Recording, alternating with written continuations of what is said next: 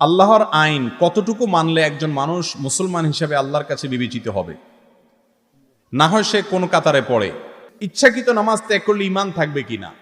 জীবিত অবস্থায় সন্তান মা বাবার খেদমত না করে মরে যাওয়ার পর সন্তান তাদের নাজাতের উদ্দেশ্যে বিভিন্ন রকম দান খয়রাত করলে তাদের নাজাতের ব্যবস্থা হবে কি না?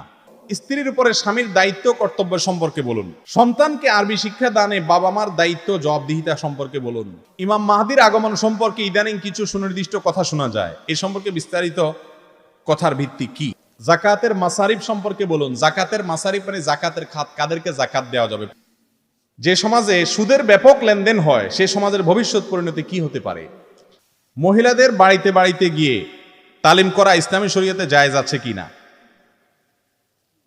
আর এখন তালিমে মহিলারা আস্তাগফিরুল্লাহ না বলে এটিকে আস্তাগফিরুল্লাহ বলে। কোন মুসল্লি যখন দেখেন